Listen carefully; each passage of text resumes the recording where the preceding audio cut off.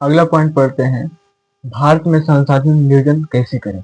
हमारे देश में संसाधन की प्रचुरता कितना है, इसका नियोजन हम कैसे करें। देखिए, यहाँ सबसे पहला ये है, देश में संसाधन का तालिकान बनाना, यानी कि सिस्टम बनाना। यहाँ कैसे संसाधन का नियोजन हम कर सकते हैं।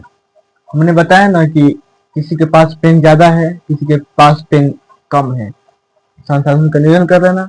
किसी के पास लाइट है, किसी के पास नहीं है, संसाधनों का नियोजन कर लेना। उसी तरह हमारे देश में कौन सा संसाधन नहीं है और किसी देश में कौन सा संसाधन है, या फिर हमारे देश में संसाधन है और कहीं नहीं है, उस देश से हम संसाधनों का नियोजन कर सकते हैं और किया भी जाता है। जैसे में हमारे पास अगर बहुत ज्यादा कोई वस्तु है तो उसको हम आयात कर देते हैं, सॉरी निर्यात कर देते हैं। अगर मेरे पास कोई वस्तु नहीं होता है तो हम किसी देश से आयात कर लेते हैं, यानी कि खरीद लेते हैं और अपना वस्तु बेच देते हैं। इसी तरह नियोजन किया जाता है। जिससे आपने कई पढ़े होंगे वस्तु विनिमय। जब पैसा वैसा नहीं चलता था तो वस्तु विनिमय चलता था, तो क्या होता था, वो भी एक संसाधन का नियोजन ही था कि अपने वस्तु को दे करके दूसरे वस्तु को ले लेना। ठीक है। संसाधन सर्वेक्षण करना, या संसाधन सर्वेक्षण का मतलब क्या है। संसाधन सर्वेक्षण का मतलब ये है कि पहले आप एक प्रक्रिया बनाए, एक तालिका बनाए कि मेरे पास कौन सा संसाधन है, कौन सा नहीं है।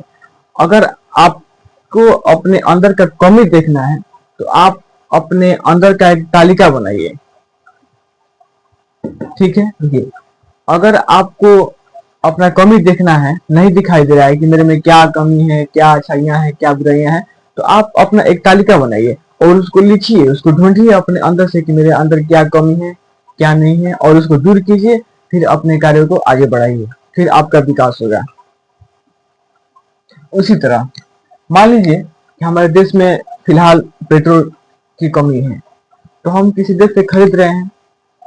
हमारे देश में सूती वस्त्र बहुत ज्यादा होता है, तो हम इसको बेच देते हैं।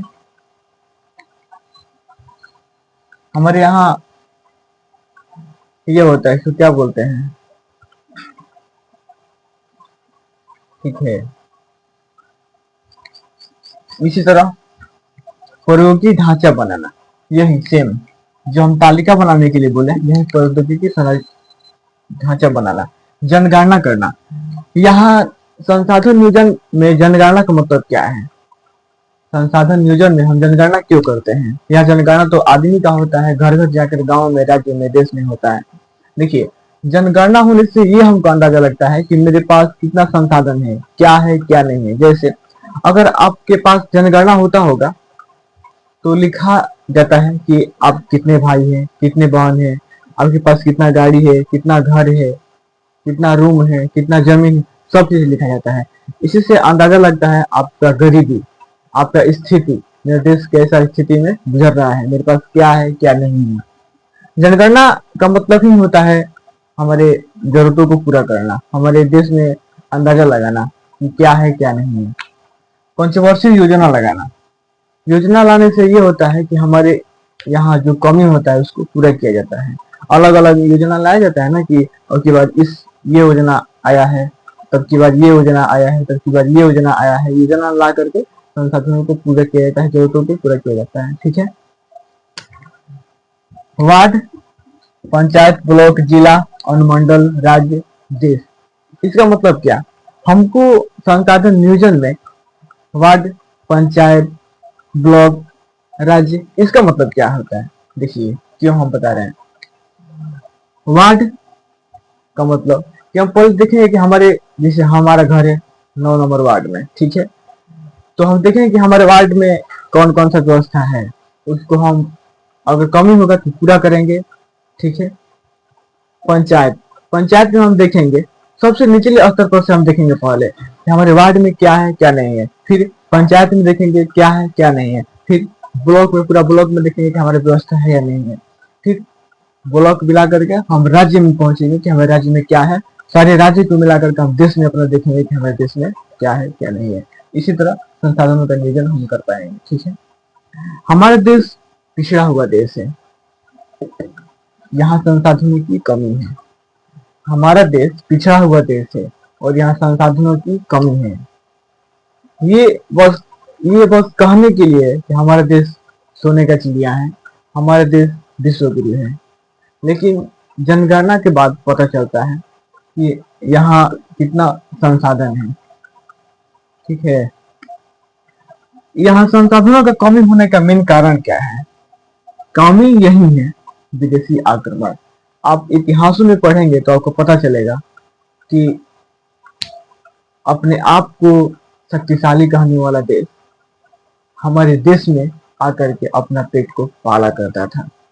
उसके पास इतना नहीं था कि वो अपना जिंदगी खुद जी सके। हमारे देश ने चोरी किया, हमारे देश से हर चीज लूट कर ले गया और अब खुद को बोलेगा कि हम तुमसे ज्यादा विकसित हैं, तुमसे ज्यादा धनवान हैं, तुमसे ज्यादा शक्तिशाली हैं। पहले अपने गिरबान में झांक करके देखो कि तुम्हारा हैसियत क्या था आजादी से पहले। प्रौद्योगिकी विकास करके, प्रौद्योगिकी विकास करके इसका मतलब कि जितना भी अन्य कार्य है, जितना भी बिजनेसमैन है, जितना भी उद्योग है, उसको अगर हम विकास में लाएंगे, उसको हम विकसित करेंगे तो हमारे देश का अर्थव्यवस्था बढ़ेगा। जैसे हम अगर बड़े बड़े कंपनी लगाएंगे तो यहाँ प्रौद्योगिकी का विकास होगा। हम कॉपी का फैक्ट्री लगाएंगे, किताब का फैक्ट्री लगाएंगे, ये बोर्ड बनाने का फैक्ट्री लगाएंगे, ये कलम बनाने का लगाएंगे, ये माइक लगाने का बनाएंगे, तो क्या होगा? यहाँ संसाधनों की आवश्यकता पड़ेगी। फिर हम कहीं से खरीद के लाएंगे, यानी कहीं देश से खरीद के लाएंगे। फिर यहाँ हमारे संसाधनों का प्रचुरता होगा, संसाधन बढ़ेगा और यहाँ संसाधनों का विकास होगा।